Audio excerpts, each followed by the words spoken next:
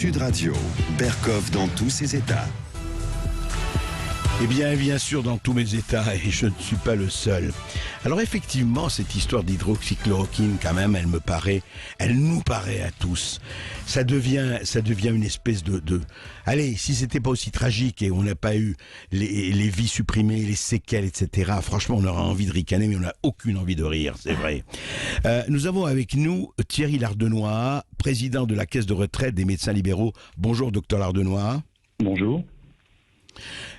Docteur, vous vouliez, effectivement, entreprendre, si vous voulez, une étude. Vous avez souhaité, corrigez-moi si je me trompe, lancer un test sur l'hydroxychloroquine avec des médecins volontaires. Et qu'est-ce qui s'est... D'abord, pourquoi vous vouliez lancer ce test ? Pour quelle raison ? Merci de me donner la parole. Effectivement, il faut un peu planter le décor parce que qu'est-ce qu'une caisse de retraite vient voir dans un test sur l'hydroxychloroquine pour avouer que c'est assez curieux. Alors, il faut savoir que la caisse de retraite des médecins français est une caisse qui est particulièrement sociale et particulièrement proche des médecins libéraux français qui ne bénéficient d'aucune autre couverture et d'aucune autre aide dans la situation dans laquelle ils sont. Et donc, à chaque étape, la caisse de retraite a fait en sorte de soutenir les médecins. Et donc, il faut savoir qu'en ce qui concerne la prise en charge de maladie des médecins, elle n'est prévue qu'au 90e jour. Donc, dès que cette affreuse épidémie s'est installée sur le territoire, j'ai demandé et obtenu de la part du ministère le fait de prendre en charge les médecins malades du corona au premier jour. Ça, c'était la première étape. Et puis, puisqu'effectivement je suis médecin généraliste de terrain, je me suis trouvé confronté à la même situation que tous mes confrères, pas de masque, pas de gel hydroalcoolique, et puis pas de traitement à proposer. Et donc, dans le sud de la France, dans cette belle ville de Marseille, un confrère qui me paraissait tout à fait sain d'esprit, un professeur de médecine reconnu, proposait une solution. Alors, je me suis interrogé de dire, tant qu'à envoyer mes confrères sans armes et sans rien du tout, est-ce que finalement la solution que propose ce professeur marseillais qui est reconnu sur le plan mondial, je ne le connais pas moi personnellement, je n'ai pas d'acquaintance avec lui et je n'ai aucun conflit d'intérêt personnel d'aucune sorte que ce soit. Je me suis posé la question de savoir si jamais ce traitement pourrait être opérant. J'ai quelques connaissances quand même en infectiologie puisque j'exerce la médecine depuis pratiquement 40 ans. J'ai une connaissance en pharmacologie. J'ai pas remarqué que les molécules étaient spécifiquement dangereuses.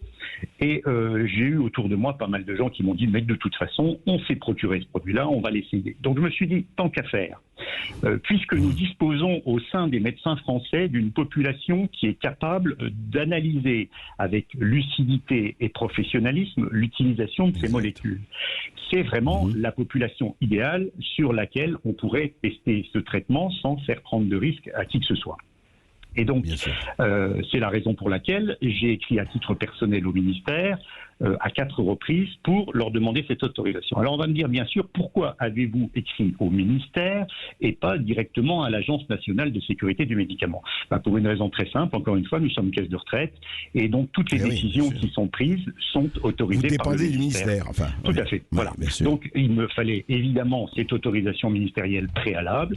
Le dossier, nous l'avions préparé avec différents médecins, dont des épidémiologistes de très bon niveau, pour avoir un dossier de qualité et pouvoir le fournir aux médecins sans aucun parti pris. Il n'était pas question pour moi d'aller dire à mes confrères vous devez prendre ou ne pas prendre.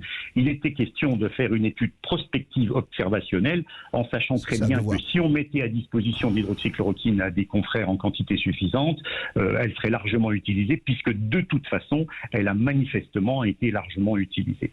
Mais j'ai pas eu de réponse. Lardenois, juste un mot. Non, mais on va y arriver. Juste un mot. Est-ce que quand les médecins, les confrères que vous avez consultés, les collègues que vous avez étaient tous d'accord pour faire ce test et cette expérience? On n'a pas consulté. On a consulté dans l'entourage propre, dans les confrères de proximité, en sachant. Et après, la proposition, c'était une proposition ouverte.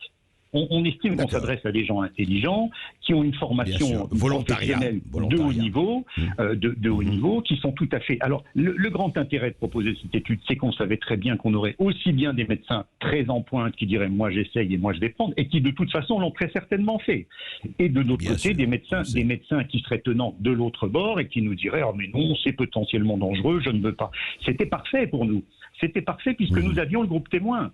on se trouvait à avoir dans des conditions idéales et le groupe d'essai et le groupe témoin sur une population très diverse, puisque femmes et hommes, des âges différents et des gens tout à fait en capacité de juger de ce qu'ils faisaient et qui ne nécessitaient pas de problème de consentement. Donc il n'y avait aucune expérimentation sur cette population-là. C'était vraiment une population. Alors qu'est-ce qui s'est passé? Qu'est-ce qui s'est passé? Vous avez écrit 4 fois, m'avez dit. Alors j'ai écrit à 4 reprises. Alors pour être très exact, j'ai écrit à 3 reprises à la DGS et au ministre, et à une reprise, je suis passé par une autre voie du ministère, qui est quelqu'un qui a bien voulu relayer ma demande à titre amical, et que je remercie infiniment cette personne d'avoir voulu comprendre la démarche. Puisque la démarche, moi je cherchais absolument pas à défendre ou pas le professeur Raoult. Bien compris. C'est pas du tout le problème. Bien compris. Non mais qu'est-ce qui s'est passé alors qu'est-ce qui s'est passé? Donc vous avez eu une fin de non-recevoir ou quoi? Pas de réponse du tout. Même pas la courtoisie d'un document qui me dirait c'est pas de notre sort, voyez avec la NSM, etc. Pas de réponse. J'ai trouvé ça particulièrement choquant. Et je vais vous dire, si vous me permettez, M. Berkoff, encore plus choquant pour une raison très importante, c'est qu'aujourd'hui nous avons donc indemnisé nous sommes en cours d'études et d'indemnisation de pratiquement 6000 médecins libéraux français qui sont tombés malades. Donc c'est pas rien. Et nous déplorons 6000 médecins malades.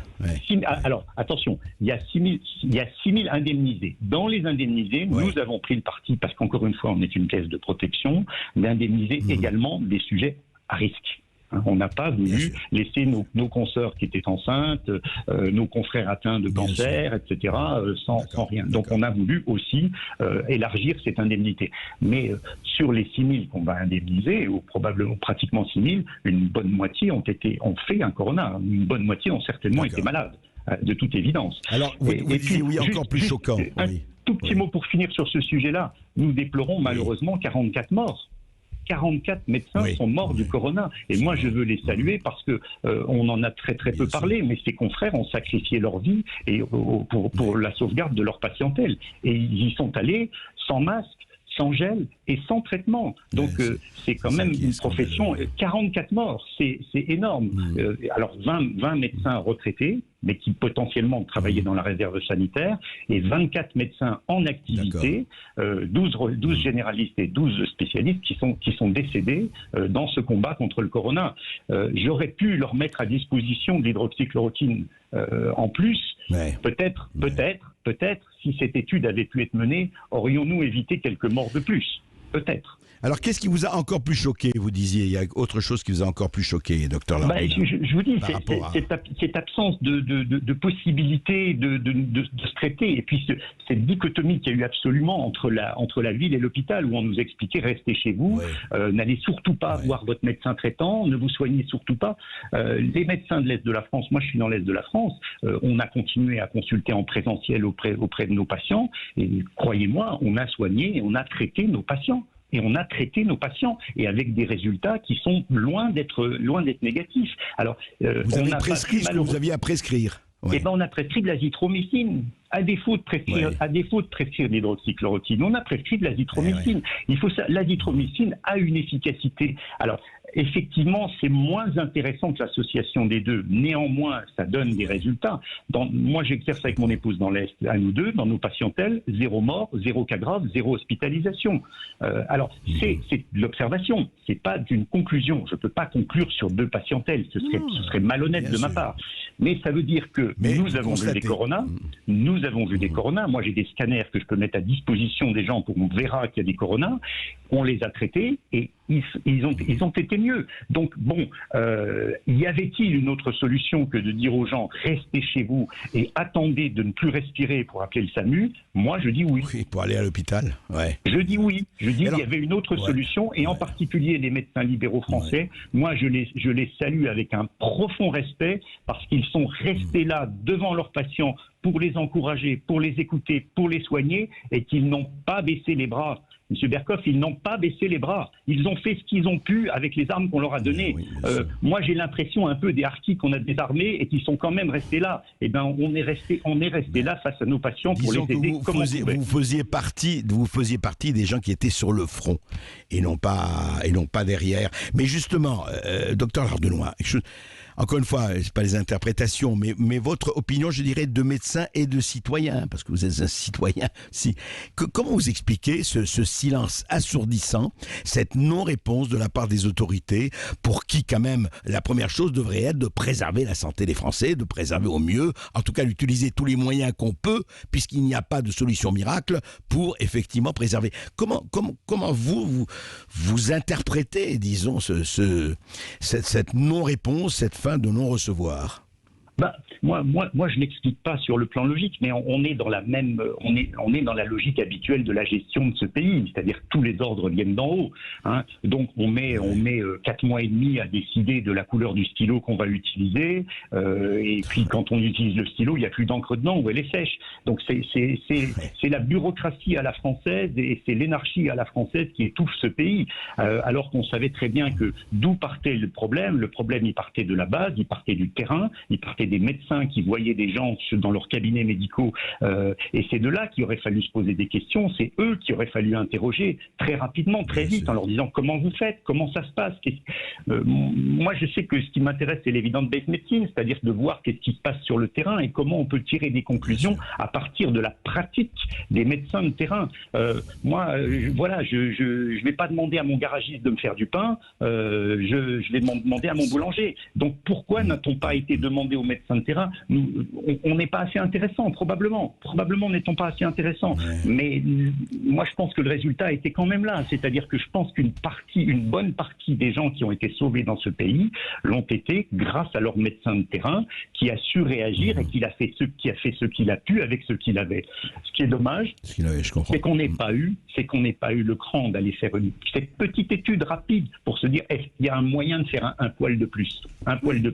Oui, s'apercevoir de ça. Très certainement évite le rage cytokinique, c'est ce que tout le monde dit. Elle n'est pas forcément utile dans tous les cas, mais on avait moyen d'installer des scanners, de demander à nos confrères radiologues qui étaient parfaitement investis de nous faire des scanners le jour, la nuit. Ils faisaient tourner leurs scanners pour sortir des patients. On les mettait dedans, on les sortait avec des marques de Corona, et ceux-là, on les traitait correctement. On avait le moyen de faire un protocole extraordinaire. Vous étiez, on a fait Docteur Ardena, vous étiez la piétaille. Vous êtes les gueux. Non, j'exagère, mais à peine. C'est ça. Je veux dire, vous n'êtes pas les grands spécialistes, quoi. Vous n'êtes pas les mandarins, vous n'êtes pas les gens. Pas là. Et dites-moi, juste quand vous avez eu... en tant que médecin généraliste, mais j'ai bien compris. Tout aussi maîtrisés. Mes amis cardiologues ont été tout aussi maîtrisés, mes amis pneumologues ont été maîtrisés. On n'a pas tenu compte de ce qu'il pouvait y avoir comme apport de cette partie de la profession. Parce que, vous savez, les médecins français sont quand même bien formés. On n'est quand même pas une profession où les gens sont formés n'importe comment. On est reconnu dans le monde entier au niveau de la qualité de la médecine qu'on pratique. Les résultats sont là. L'espérance de vie des Français est exceptionnelle. La qualité de vie des Français traités par mes confrères et moi-même, elle est exceptionnelle. Mais on n'a pas voulu. On imagine que ça se fait tout seul, que c'est parce que le ministère a décidé qu'il nous autorisait telle ou telle molécule, que tout est extraordinaire. C'est pas comme ça que ça se passe sur le terrain. C'est un investissement de dizaines de professionnels de santé, aussi bien des infirmiers, des médecins. Moi, j'ai rencontré des infirmiers, des infirmières extraordinaires sur le terrain, extraordinaires, fantastiques, qui ont fait des choses, mais ça vous tirait les larmes des yeux, tellement c'était important. C'est pour ça que ce qui est quand même tout à fait... on en reparlera parce qu'à mon avis, c'est pas fini. On ne comprend pas pourquoi il y a eu cette espèce de... vous dites effectivement de mépris, de silence méprisant, de non-recevoir. C'est quand même inadmissible et un jour, il faudra bien qu'on s'explique en tout cas. Le plus inadmissible encore là-dedans, c'est de se dire que monsieur le professeur Raoult explique bien clairement, et celui qui a fait un tant soit peu de virologie ne peut que le comprendre, qu'un traitement concernant un virus ne peut être que précoce. Qu'à partir du moment où vous traitez un virus, ça ne peut pas avoir d'efficacité si vous êtes à un stade bêta. Ça, c'est n'importe quel étudiant en médecine qui a fait son module de maladie infectieuse en 3e année le sait. Il n'y a pas besoin d'être professeur de médecine pour ça. Et on s'est acharné à utiliser de l'hydroxychloroquine, voire même de l'azithromycine, à des stades bêta ou à des stades dépassés. On s'est acharné à le faire comme ça. On a organisé le fait qu'il était impossible de rendre grâce à cette molécule. On a organisé le boycott, cher docteur Lardenois, et vous le dites très bien. Merci pour vos éclaircissements. Merci encore et on continuera à parler de cela. À très vite.